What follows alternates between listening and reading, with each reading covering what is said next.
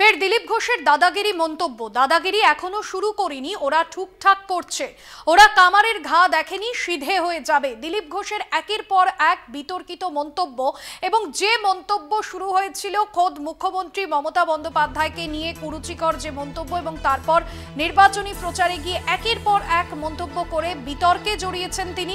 দিলীপের দাদাগিরি মন্তব্য, দাদাগিরি এখনো শুরু করিনি, ওরা ঠিকঠাক করছে, ওরা কামারের ঘা দেখেনি, সিধে হয়ে যাবে।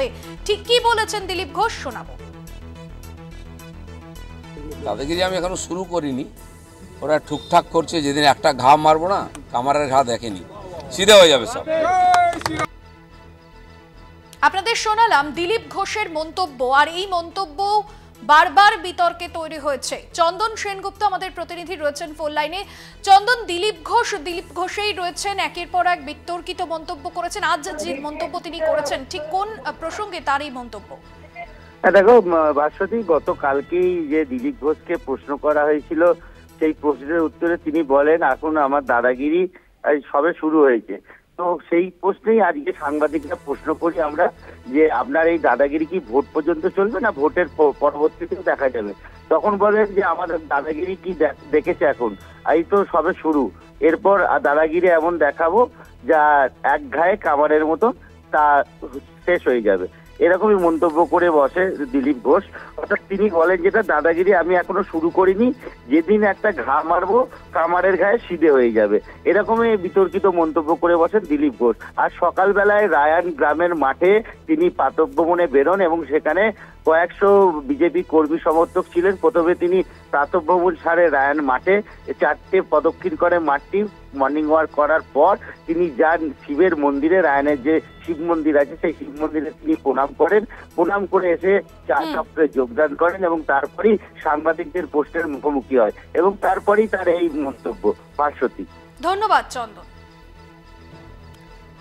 আপনাদের জানিয়ে রাখবো, দিলীপ ঘোষের দাদাগিরি মন্তব্য, দাদাগিরি এখনো শুরু করেনি, ওরা ঠিকঠাক করছে, ওরা কামারের ঘা দেখেনি, সিধে হয়ে যাবে।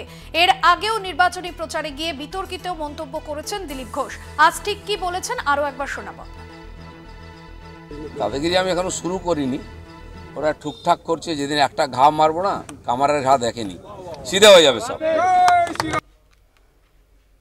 আপনাদের শোনালাম দিলীপ ঘোষের মন্তব্য, এবং বারবার ঠিক এভাবেই মন্তব্য করে বিতর্কে জড়িয়েছেন তিনি। আর এবার সরাসরি তার দাদাগিরি মন্তব্য, যেখানে তিনি বলছেন দাদাগিরি এখনো শুরু করেনি, ওরা ঠিকঠাক করছে, ওরা কামারের ঘা দেখেনি, সিধে হয়ে যাবে। তৃণমূল নেতা জয়প্রকাশ মজুমদার রয়েছেন আমাদের সঙ্গে।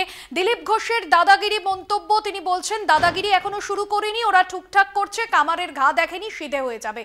কি বলবেন আপনি, আপনার প্রতিক্রিয়া? দেখুন, প্রত্যেক দিন দিলীপ ঘোষ সকালে উঠে কিছু উত্তেজক কন্ট্রোভার্সিয়াল উক্তি করতে চাইছেন ইচ্ছে করেই। এটা ওনার স্ট্র্যাটেজি, যে সারাদিন ধরে যাতে বাংলার টিভি, বাংলার মিডিয়া সেটা নিয়ে আলোচনায় তাকে ভাসিয়ে রাখে।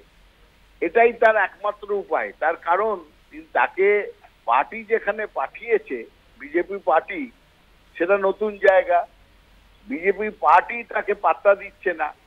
এই নতুন জায়গায় গিয়ে কোথায় যাবেন? লোক নেই, জন নেই, সংগঠন নেই, তো কি করা যায়? তাই জন্য প্রত্যেক দিন কোনো অশালীন কথা, কোনোদিন কুকথা, কোনোদিন আমি মাস্তান, আমি গুন্ডা, আজকে বলছেন আমার দাদাগিরি দেখেনি, মারবো, এই করব।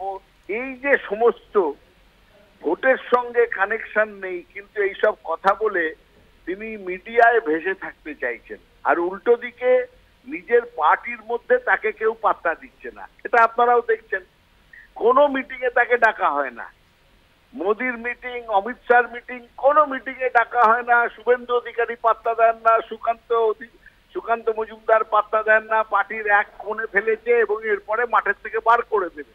সুতরাং দিলীপ ঘোষের বক্তব্যের কোনো গুরুত্ব নেই। তিনি শুধু ভেসে থাকার জন্য অকথা কুকথা বলছেন।